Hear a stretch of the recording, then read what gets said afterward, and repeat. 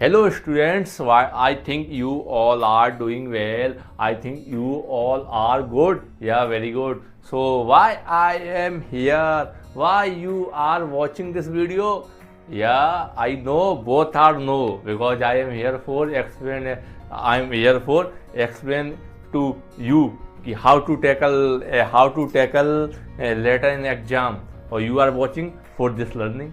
Yeah, so अपन series चला रहे थे कि लेटर के फिक्स फॉर्मेट हम पढ़ रहे थे। क्योंकि फिक्स फॉर्मेट क्यों पढ़ रहे थे? क्योंकि हमें इतने सारे लेटर याद नहीं होते तो क्यों ना हम फिक्स फॉर्मेट पढ़ लें। अगर उस पर कहीं किसी पे भी आए लेटर, हम उस फिक्स फॉर्मेट में 2-3 लाइन जोड़ के अपना लेटर बना दें। ये सबसे ईजी वे है लेटर को टैकल करने का, है ना। तो उसी सीरीज में अपन जानते हैं क्या, अब अपने भाई के लिए, बहन के लिए, दोस्तों के लिए, सबके लिए पढ़ दिया।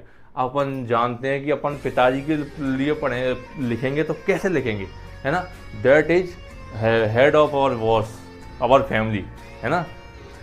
That is boss our family. So how to write letter to our father. जब उनने पूछा क्या कि तुम्हारी पढ़ाई कैसी चल रही है और तुम उनसे फीस मांगोगे और तुम उनसे परमिशन मांगोगे, इन सब के लिए लेटर अलग अलग तरीके से याद कर पाओगे? नहीं कर पाओगे।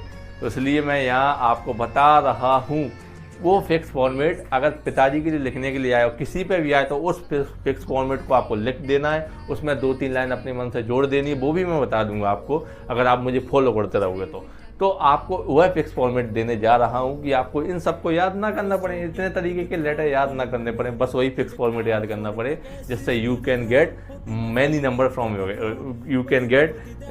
From your exam. या so this is easy way. चलिए तो देखते हैं हेड ऑफ आवर फैमिली के लिए अपन कैसे लेटर लिखेंगे।